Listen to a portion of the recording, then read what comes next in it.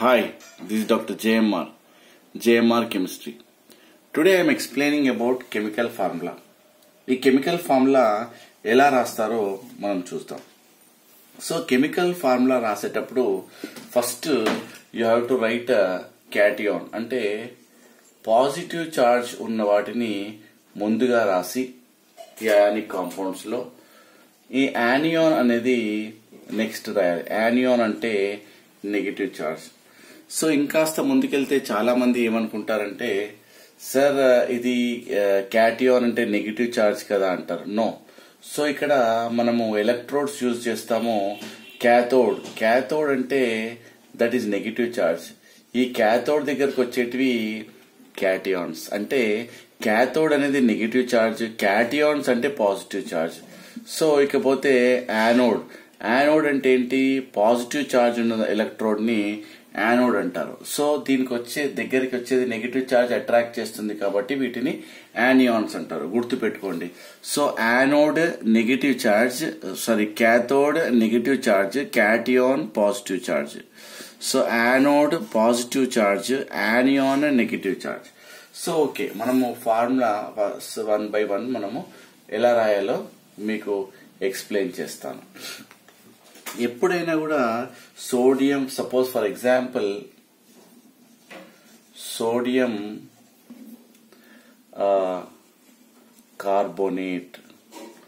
Sodium carbonate ఉందనుకోండి, దీన్ని ఎలా రాస్తారు? మీరు ఫస్ట్ ఈ పాజిటివ్ అయాన్ అనేది ఫస్ట్ ఉంటుంది అన్నట్టు, అంటే Na+ అయాన్. ఇకపోతే కార్బోనేట్ అంటే CO3 -2 అని రాయాలి. 2- రాయద్దు. That is very important. మనం ఛార్జ్ రాసేటప్పుడు -2 అని రాయాలి. సో ఇక్కడ పోతే +1 అని రాయాలి, కానీ 1+ అని రాయద్దు. So this is wrong method. So 2- అని ఇలా రాస్తే రాంగ్ మెథడ్. ఏం రాయాలి? +1 ఫస్ట్ ఛార్జ్ రాసి దాని తర్వాత న్యూమరికల్ వాల్యూ రాయాలి, -2. సో ఇక్కడ ఏమొస్తుంది? క్రిస్ క్రాస్ అంటే ఇక్కడ మైనస్ అంటే ఒక పాజిటివ్ చార్జ్, ఇక్కడ నెగిటివ్ చార్జ్ రెండు కంబైన్ అయ్యి అప్పుడు నీకు కాంపౌండ్ ఇస్తుంది. Na ఏంటి? ఇక్కడ 2 ఉంది కాబట్టి సబ్స్క్రిప్ట్ లో రాయాలి. CO3 taken 1 time. ఎందుకోసం అంటే ఇక్కడ 1 ఉంది కాబట్టి ఇక్కడ. సో ఇక్కడ 1 ఉన్నా లేకున్నా ఒకటే కాబట్టి మనం ఫార్ములా ఏం రాస్తాము? Na2CO3.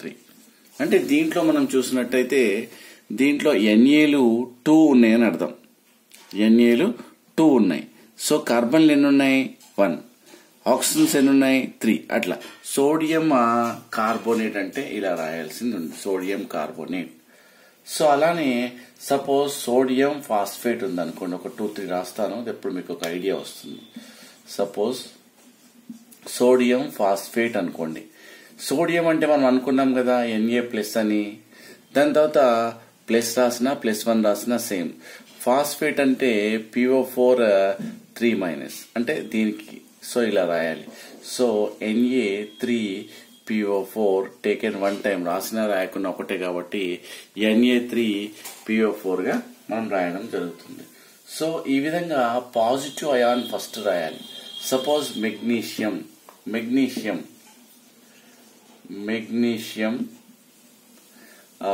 నైట్రేట్ అనుకోండి. మెగ్నీషియం అంటే ఏంటి? Mg2+. సో మనం ఏం చేయాలి? Mg. సో మనం ఎప్పుడు రాయాలి? ఫస్ట్ చార్జ్ రాయాలి, దాని తర్వాత what you call numerical value రాయాలి, దాని తర్వాత NO3 -1 క్రిస్ క్రాస్. సో ఇక్కడ Mg దీనికి మాత్రము టేకెన్ ట్వైస్ పెట్టాలి. ఎందుకు ఇక్కడ టేకెన్ ట్వైస్ పెట్టారు? సో ఒకవేళ మీరు MgNO3 ఇక్కడ 2 రాస్తే తప్పవుతుందా? ఎస్, 100%. ఎందుకోసం అంటే ఇక్కడ ఈ 2 న్యూమరికల్ వాల్యూ 2 అనేది ఈ నైట్రోజన్ కు యాజ్ వెల్ యాజ్ ఆక్సిజన్ కి రెండిటికి సంబంధించింది కాబట్టి మనం ఏం చేయాలి? సో ఇక్కడ బ్రాకెట్ పెడితే ఈ 2 అనేది రెండిటికి సంబంధించింది. అప్పుడు 1 2 2 నైట్రోజన్స్ ఉన్నట్టు, 3 2 6 ఆక్సిజన్స్ ఉన్నట్టు అని అర్థం అన్నట్టు. కాబట్టి ఇక్కడ 1 ఉంది కాబట్టి 1. సో మీరు అనుకోవచ్చు, సార్ ఇక్కడ +2 ఉంది, ఇక్కడ -2, ఇక్కడ తీసేస్తే ఆటోమేటికల్లీ యూ విల్ గెట్ 1 కదా. అలాంటిది ఉండదు. ప్లస్ మైనస్ అంటే ఈ ఎంజీకి 2 నైట్రేట్స్ కావాలి, సో ఈ నైట్రేట్ కి 1 ఎంజీ కావాలి. సో ఈ విధంగా క్రిస్ క్రాస్ చేస్తే మీకు తెలియడం జరుగుతుంది. సో ఇంకొక విషయంలో నేనేం చెప్తానంటే చార్జ్ బ్యాలెన్సింగ్ అనే విషయాన్ని కూడా మీకు చెప్తాను. ఏ విధంగా చార్జ్ బ్యాలెన్స్ అవుతుంది. అల్యూమినియం సల్ఫేట్ అనుకోండి. అల్యూమినియం సల్ఫేట్, అల్యూమినియం అంటే చార్జ్ తెలుసు కదా, ఏఎల్ వాట్ యు కాల్డ్ +3. తర్వాత సల్ఫేట్ అంటే ఏంది, SO4-2. సో ఇక్కడ చూస్తే క్రిస్ క్రాస్. సో ఇక్కడ 2 ఉంది కాబట్టి ఇక్కడ అల్యూమినియం రావాల్సి వస్తుంది, Al2. Then SO4 taken thrice ఎందుకు రాస్తున్నాం అంటే ఇక్కడ 2 ఉన్నాయి, సల్ఫర్ ఉంది, ఆక్సిజన్ ఉంది. ఈ రెండిటికి నువ్వు టేకెన్ ట్వైస్ ఇక్కడ ఉన్న 3ను ఇక్కడ పెట్టాల్సి ఉంటుంది. అయితే ఇక్కడ 2 అల్యూమినియంస్ ఉన్నాయి. అల్యూమినియంస్ ఎన్ని ఉన్నాయి, 2 అల్యూమినియంస్ ఉన్నాయి. సల్ఫేట్స్ ఎన్ని ఉన్నాయి, 1, 2, 3. ఎలా తెలిసింది 3 ఉన్నాయని, ఇక్కడ ఉంది కదా 3 అని, సో అందుగురించి 3 రాశా. సో నువ్వు -2 పెట్టుకుంటావు న్యాచురల్లీ. ఇక్కడ +3 ఇక్కడ టోటల్ ఛార్జ్ చూడండి, +6, 3 + 3, ఇక్కడ 2 అంటే -6. సో ప్లస్ మైనస్ ఏమైంది అక్కడ ఆటోమేటిక్ గా ఏం జరిగింది, ఇక్కడ +6 -6 అక్కడ ఏమైంది, బ్యాలెన్స్ అయింది. అంటే చార్జ్ బ్యాలెన్సింగ్ కావడం జరిగింది. అంటే ఎప్పుడు గానీ చార్జ్ అనేది బ్యాలెన్స్ అయింది కాబట్టి వాటి మీద ఏం చార్జెస్ లేవు. సో అలానే కొన్ని ఫార్ములాస్ మనము ఇలా చూస్తాం. అలానే సపోజ్ పొటాషియం ఆక్సైడ్ అనుకోండి. అప్పుడు మీరు ఎలా రాస్తారు, పొటాషియం అంటే +1, ఆక్సైడ్ అంటే -2. అప్పుడు ఏం ఫార్ములా వస్తుంది, K2O. సో ఆ విధంగా మనం ఆ ఫార్ములాస్ చాలా జాగ్రత్తగా గుర్తుపెట్టుకోవాలి. సో కొన్నిసార్లు ఇలా అంటాడు, ఫెర్రస్ క్లోరేట్, తర్వాత ఫెర్రిక్ హైడ్రాక్సైడ్. సో దీని ఫార్ములాస్ రాయమంటే ఏం చేయాలంటే, ఫెర్రస్ ఎప్పుడు కానీ గుర్తుపెట్టుకోండి, Fe. So iron no problem. ఎప్పుడైనా రిక్ వస్తే హై చార్జ్, లో చార్జ్ అంటే సో న్యాచురల్లీ వాట్ హ్యాపెండ్ +2 రావడం జరుగుతుంది. క్లోరేట్ అంటే ClO3 -1, హైడ్రాక్సైడ్ అంటే OH -1. సో ఎప్పుడు కానీ criss cross, so FeOH taken thrice. చూసారా, అంటే ఏం చేశాను, టేకెన్ థ్రైస్ అని రాశాను. థ్రైస్ అంటే ఏంటి, 3 times ఉంది అని అర్థం. సో అలానే సపోజ్ మీరు రాయండి క్లోరేట్, ఫెర్రస్ క్లోరేట్ అంటే ఎలా రాస్తారు, ఫెర్రస్ అంటే ఏంటి, Fe ట్రిపుల్ క్లిస్ క్రాస్, అప్పుడు ఏమైతుంది, FeClO3 టేకెన్ ట్వైస్. ఎందుకు 2 ఉంది కాబట్టి ఇక్కడ మనం రాయాల్సి ఉండడం జరుగుతుంది. సో అలానే సపోజ్ నేను NH4+1 ఇదేంటి, so ammonium dichromate. So criss cross, అప్పుడు ఏమొస్తుంది, NH4 టేకెన్ ట్వైస్. ఎందుకు రాస్తున్నాను ఇక్కడ అంటే దీని ఛార్జ్ ఉంది కాబట్టి 2 ఉంది కాబట్టి టేకెన్ ట్వైస్ రాశాను. అలానే ఇక్కడ అమోనియం Cr2O7, ఇక్కడ 1 ఉంది కాబట్టి మనం రాయాల్సిన అవసరం లేదు. సో అది చాలా జాగ్రత్తగా మనం రాయాల్సి ఉంటుంది. సపోజ్ కాల్షియం అనుకోండి. సపోజ్ కాల్షియం అంటే ఏంది, Ca ఏమవుతుంది, ఇక్కడ Ca+2 అని రాయాలి. Suppose carbonate CO3-2. సో ఎప్పుడు కానీ సేమ్ చార్జ్ ఉంటే cancel with each other, then you have to write only same charge ఉంటే మాత్రమే మీరు రాయాల్సి ఉంటుంది, మిగతా చార్జెస్ రాయొద్దు. సో అలానే సపోజ్ అల్యూమినియం, ఇటువంటి కొన్ని చెప్తాను. అల్యూమినియం ఏంటి, Al+3 గా రాయొచ్చు. తర్వాత ఆక్సైడ్ అంటే O-2 గా, అప్పుడు ఏమవుతుంది, criss cross. So aluminium oxide, so ఇలా రాయాలి.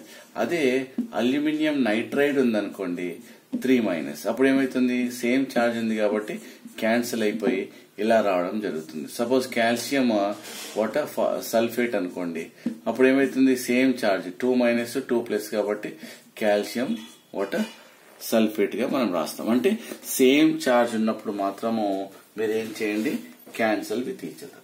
సో సార్ మీకు డౌట్ వస్తుంది సార్, మేము ఇవి ఎలా నేర్చుకోవాలి రాడికల్స్, కొద్ది కష్టంగా ఉంది, సో దానికి ఏమైనా టెక్నిక్ ఉందా? సో టెక్నిక్ అంటే మీరు కొన్ని కాంపౌండ్స్ మనకు రెగ్యులర్ గా వస్తాయి, కొన్ని కాంపౌండ్స్ చాలా రేర్ గా వస్తాయి. ఆ కాంపౌండ్స్ కొంచెం జాగ్రత్తగా గుర్తుపెట్టుకుంటే సరిపోతుంది. ఏంటవి?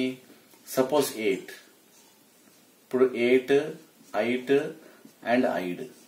సపోజ్ సల్ఫేట్ విషయానికి వస్తే సల్ఫేట్, సల్ఫైట్ అండ్ సల్ఫైడ్. చూసారా? అంటే ఇక్కడ సల్ఫేట్ అంటే SO4 -2 అంటే 8లు, 8లు, 5లు. అలానే phosphate PO4 -3, phosphite and phosphide.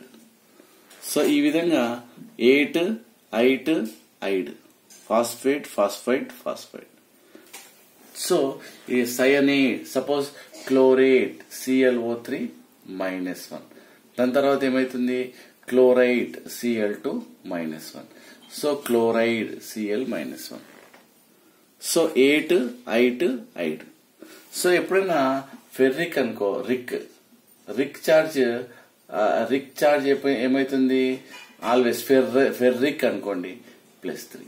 తర్వాత రస్ ROUS, ఫెర్రస్ అనుకోండి, అప్పుడు ఏమైతుంది? Fe +2. అంటే క్యూప్రిక్, అప్పుడు ఏమైతుంది? రిక్ అంటే high charge, cuprous +1. So cuprous, cupric. So ఆ విధంగా హై చార్జ్, లో చార్జ్ అని మనము ఐడెంటిఫై చేయాల్సి ఉంటుంది. సో ఈ విధంగా మనము కొన్ని రాడికల్స్ ని మనం చాలా జాగ్రత్తగా గుర్తుపెట్టుకోవాల్సి ఉంటుంది. ఎసిటేట్ అనుకోండి, ఎసిటేట్ అంటే ఏంటది? CH3COO- గా చెప్పడం జరుగుతుంది. సో ఇక్కడ చూడండి, CO3 -2 అంటే ఇక్కడ ఏమంటారు? కార్బోనేట్ అంటారు. అదే HCO3 అంటే ఇక్కడ ఏం జరిగింది?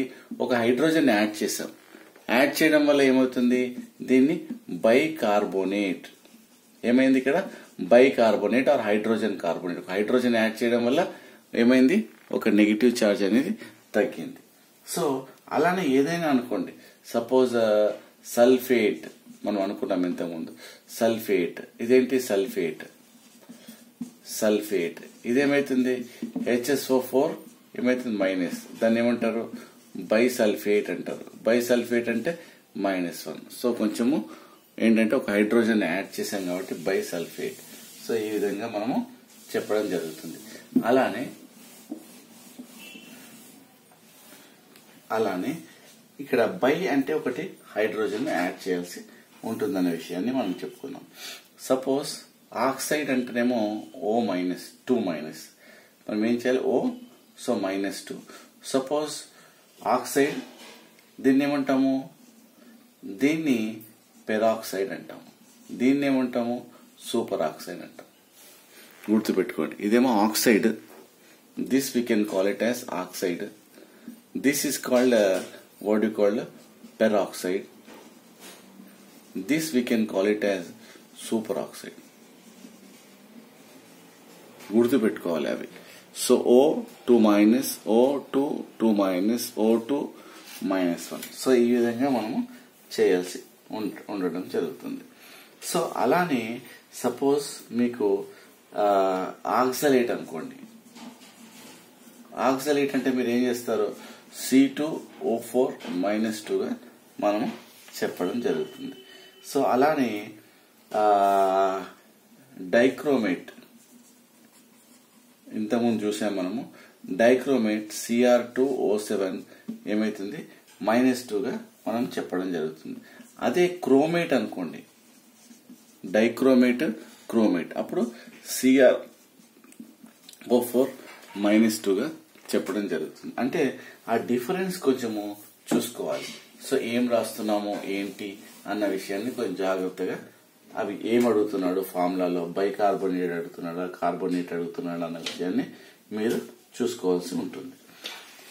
తర్వాత ఇలానే మనకు కాల్షియం, ఇప్పుడు నైట్రైడ్ అన్నాడు అనుకోండి, ఇంతకుముందు అనుకున్నాం. కాల్షియం ఏమవుతుంది?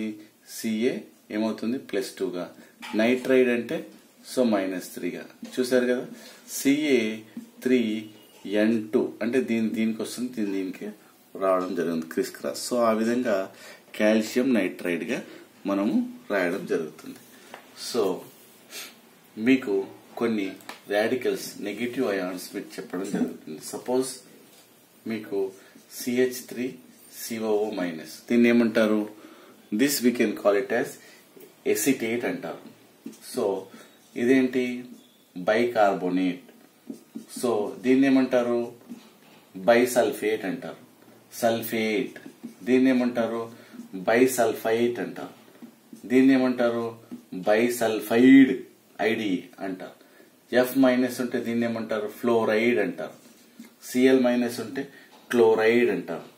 దాని తర్వాత I- ఉంటే అయోడైడ్ అంటారు. సో ClO- దీన్ని ఏమంటారు? హైపోక్లోరైట్ అంటారు. ఏమంటారు? హైపోక్లోరైట్ అంటారు. దీన్ని ఏమంటారు? క్లోరైట్ అంటారు. తర్వాత ClO3- ఏమంటారు? క్లోరేట్ అంటారు. సో ClO4- అంటే ఏంది? పర్క్లోరేట్ అంటారు. చూసుకోవాలి ఇదేంటి? ఇది Cl- అంటే క్లోరైడ్, గుర్తుపెట్టుకోండి, IDE. దీన్ని ఏమంటారు? ClO. ఇక్కడ ఏమన్నా ClO- ఏమంటారు? హైపోక్లోరైట్ అంటారు. సో దీన్ని ఏమంటారు? క్లోరైట్. దాని తర్వాత ఏమైతుంది? క్లోరేట్. దీన్ని ఏమంటారు? పర్క్లోరేట్ అంటారు. అంటే ఏమైంది చూసారా? హైపో అంటే ఒక యాడ్ చేస్తాం. So chlorite, chlorate, perchlorate. So ఈ విధంగా మీరు వాటిని గుర్తు పెట్టుకోవాలి. They are very very important. So అలానే సయనైడ్. Cn- అంటే ఏంటి? Naturally so cyanide. CNO- అంటే సయనేట్. సో ఆ విధంగా మనం చాలా జాగ్రత్తగా గుర్తు చేసుకోవాలి. సో ఇవన్నీ మోనోవాలెంట్ అనే విషయాన్ని మనం చెప్తాం. సో అలానే కార్బోనేట్. దాని తర్వాత ఏమైతుంది? సపోజ్ CrO4-2- ఏమవుతుంది ఇక్కడ? దీన్ని ఏమంటారు? క్రోమేట్ అంటారు. ఏమంటారు? క్రోమేట్. Cr2O7- ఏమంటారు? డైక్రోమేట్. సపోజ్ దీంట్లో మ్యాంగనేట్, SmNO4- అంటే మ్యాంగనేట్ అంటారు. మ్యాంగనేట్. సో అదే MnO4- అనుకో, పర్మాంగనేట్ అంటారు. పర్మాంగనేట్ అంటారు. సో ఆ విధంగా మనము గుర్తు పెట్టుకోవడం జరుగుతుంది. తర్వాత థియోసల్ఫేట్ S2O3 S2O3 సో -2 ఏమవుతుంది ఇక్కడ? S2O3- ఏమంటారు దీన్ని? థయోసల్ఫేట్ అంటారు. ఏమంటారు? థయోసల్ఫేట్ అంటారు. సో అదే SiO3- ఉందనుకో, ఏమంటారు? సిలికేట్ అంటారు. ఏమంటారు? సిలికేట్. అదే C2O4- ఉందనుకో, ఏమంటారు? ఆక్సలేట్ అంటారు. ఏమంటారు? ఆక్సలేట్ అంటారు. సో ఇప్పుడు చూడండి, PbO2- PbO3- ఇక్కడ దీన్ని ఏమంటారు? ప్లంబైట్ అంటారు. BIT. దీన్ని ఏమంటారు? ప్లంబేట్ అంటారు. So this is plumbite, this is plumbate. PbO2- రెండు -2లే, కానీ ఇక్కడ ఆక్సిజన్లు 2 ఉన్నాయి, ఇక్కడ ఏమైంది? 3 ఉన్నాయి. సో దీన్ని బట్టి మనం ఐడెంటిఫై చేయొచ్చు. సపోజ్ ZnO2- దీన్ని ఏమంటారు? జింకేట్ అంటారు. ఏమంటారు? జింకేట్. సో ఆ విధంగా మనము ఈ నెగటివ్ అయాన్స్ ని మనము రిప్రజెంట్ చేయొచ్చు. అలానే NH4+1 ఉందనుకో, దీన్ని ఏమంటారు? అమోనియం అయాన్ అంటారు. ఏమంటారు? Ammonium ion. సపోజ్ PH4+1 ఉందనుకోండి, ఫాస్ఫోనియం అంటారు. బెరీలియం+2 ఏమంటారు? బెరీలియం అంటారు. తర్వాత మెగ్నీషియం, దాని తర్వాత కాల్షియం, దాని తర్వాత బేరియం. సో ఈ విధంగా మనకేంటంటే దీని ఏంటి? Cu cupric. సో ఈ విధంగా ఫెర్రసా, ఫెర్రికా, అల్యూమినియమా. సో అల్యూమినియం అంటే మీకు ఆల్రెడీ చెప్పాను. సో +3 అంటే ఇవి నేను రాసేటి ఓన్లీ ఏంటి అంటే అవి ఎక్కువగా వచ్చే అయాన్స్ ఫామ్ అయ్యే కాంపౌండ్స్ అయాన్ అవి మాత్రమే గుర్తుపెట్టుకున్నాం కాబట్టి ఇవి కొంచెం నేర్చుకుంటే సరిపోతుంది. How to right A chemical formula అనే విషయాన్ని మీకు చెప్పడం జరిగింది. Okay, thank you. ఈ వీడియో నచ్చినట్టయితే లైక్ చేయండి, షేర్ చేయండి, సబ్స్క్రైబ్ చేయండి. Thank you. This doctor JMR chemistry.